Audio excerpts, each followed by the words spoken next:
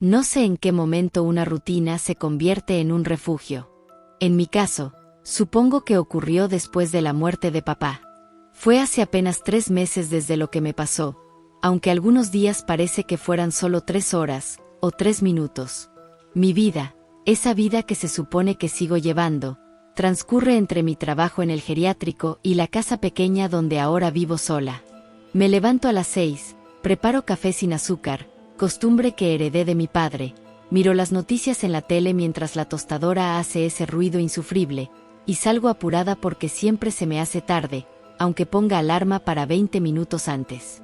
Suelo trabajar sin hablar demasiado, para no distraerme, y aún así el edificio entero me conoce. Soy la que siempre tiene un bolígrafo de sobra, la que resuelve los conflictos entre enfermeras, la que recibe los reclamos de los familiares, y la que sirve el café cuando las jornadas se vuelven pesadas. No me molesta. El geriátrico es el único lugar donde mis días tienen un ritmo que no depende del duelo. Después del trabajo, visito a mamá 3 o 4 veces por semana. Vive en un pueblito a 40 minutos de la ciudad, una casa humilde rodeada de rosales que ella se empeña en mantener incluso en invierno. La ayudo a hacer las compras, limpio un poco, hablamos del clima, de la vecina nueva, y básicamente de cualquier cosa que no sea papá. A veces creo que si pronunciáramos su nombre, ella se desmoronaría. Conduzco todos los días por los mismos caminos, la carretera que atraviesa campos secos, los viejos álamos inclinados que parecen saludar, y la estación abandonada cubierta de grafitis. Ese trayecto se convirtió en mi zona neutral, el único lugar donde no tengo que hablar con nadie, donde puedo simplemente existir. Era, en apariencia, una vida tan simple como predecible. Hasta que pasó algo que de predecible no tiene nada. Fue un jueves común, de esos en los que el frío ya empieza a morder, pero todavía no se atreve a ser invierno. Había tenido un turno agotador, atendiendo a un anciano que divagaba, y tratando de consolar a una señora que juraba que su hijo la había dejado olvidada. Me subí al auto, ajusté el asiento, encendí la radio y emprendí camino hacia la casa de mamá para llevarle unas pastillas que el médico había cambiado. El sol todavía estaba medio alto, una luz tibia y triste se filtraba por el parabrisas. Y yo no hacía demasiado realmente. Recuerdo que mientras manejaba, solo pensaba que tenía pendiente cambiar la lámpara del comedor que se había roto. Entonces pasó algo aterrador. Lo primero que sentí fue un roce, una presión casi imperceptible en la mitad de mi espalda, justo donde empieza la columna. Al principio pensé que podría ser tensión muscular, o que había olvidado enderezar el asiento. Pero de pronto la presión aumentó y se volvió más definida. 2 puntos duros se hundían desde atrás de mí, empujando hacia adelante con insistencia. Parecían 2 rodillas humanas apoyándose en el respaldo, como cuando un pasajero inquieto se acomoda en el asiento trasero. Me quedé helada, tanto así que no quise mirar por el retrovisor. Algo en mí, algo visceral, me advirtió que no debía hacerlo. Era un instinto tan claro como el que te hace retirar la mano del fuego. No mires, me decía a mí misma una y otra vez. Y entonces las rodillas insistieron. No había ruido alguno, no había respiración, solo esa presión que se hacía cada vez más intensa. Sin pensar, reduje la velocidad. Mi pie soltó el acelerador de forma automática, casi como si respondiera a una orden que no provenía de mí. Pasé de ir a 70 a casi 40 kilómetros por hora en cuestión de segundos. Y así como habían aparecido, las rodillas desaparecieron. No se retiraron despacio, solo dejaron de existir de repente, una detrás de la otra. Mi corazón golpeaba en mi pecho como si quisiera escaparse. Recuerdo que me pasé el resto del camino tensando los hombros cada vez que el auto hacía un ruido mínimo, pero no volvió a pasar nada. Hasta que llegué al pueblo de mamá. A lo lejos, un auto venía en mi dirección. Nada raro, el sedán se movía con cierta rapidez, pero lo que me llamó la atención fue que, sin motivo aparente, frenó de manera brusca y giró para entrar en un garaje. No alcancé a procesarlo cuando escuché un motor rugiendo. Un segundo auto. Este venía muchísimo más rápido. Y no frenó ni un poquito, se lanzó a adelantar al primero en el peor momento posible, metiéndose en mi carril con una velocidad absurda. El conductor, con los ojos desorbitados, giró tan cerca de mí que casi roza mi espejito lateral. El corazón me dio un vuelco, como un golpe seco en el pecho.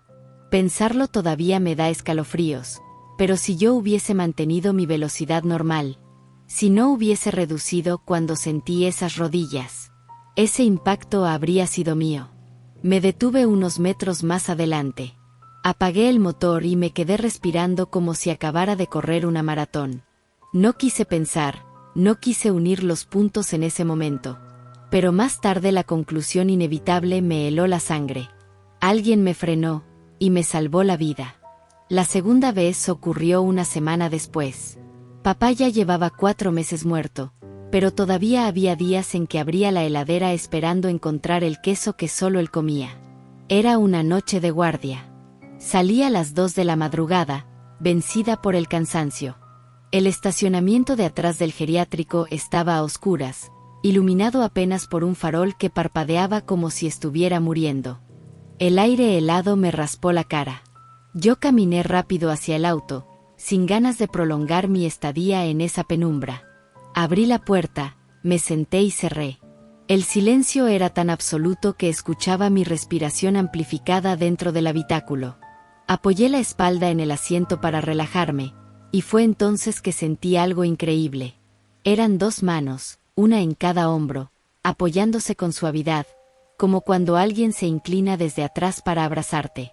Y ese simple toque lo sentí en el alma, porque recordé al instante que así hacía mi papá cada vez que yo manejaba nerviosa cuando era adolescente. Siempre en mis hombros, como una suave caricia. De inmediato, un escalofrío me recorrió la espalda. Mi cuerpo entero se tensó como si ya no supiera cómo comportarse. Las manos en mis hombros no apretaban, no se movían, solo estaban firmes, y me acuerdo bien que se sentían calientes. Irradiaban un calor muy agradable, que no quemaba. Intenté moverme para voltearme, pero no pude.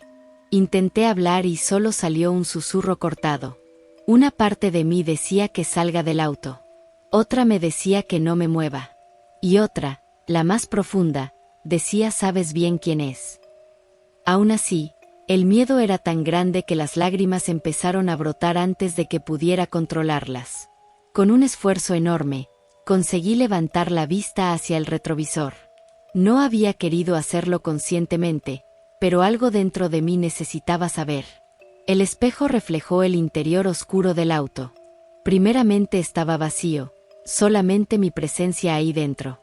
Y sin embargo, en un parpadeo, puedo jurar que vi a alguien en el asiento de atrás, sentado.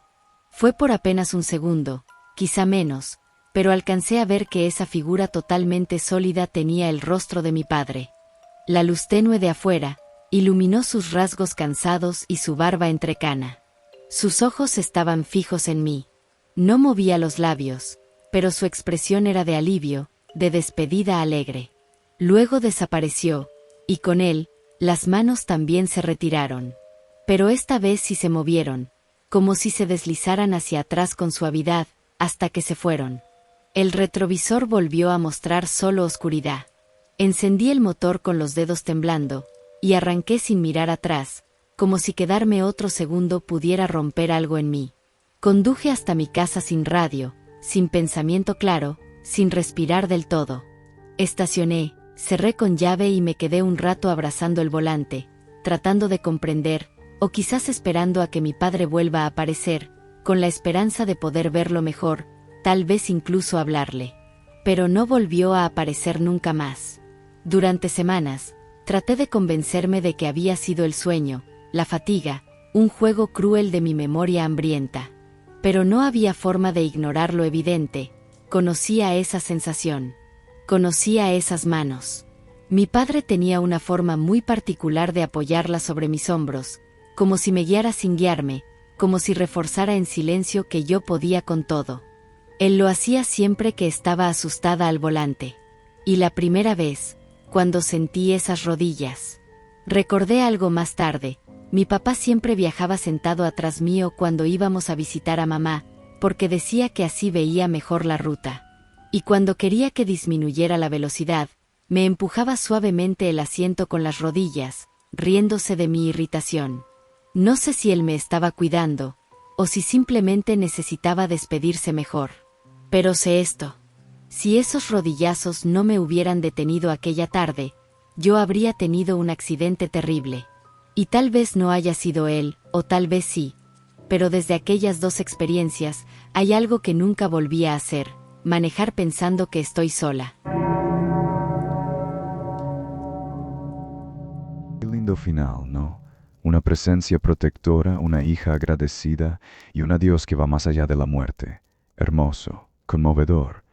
Y mientras vos escuchás esto, te repetís que nunca sentiste nada así en tu vida, que a vos jamás te pasó.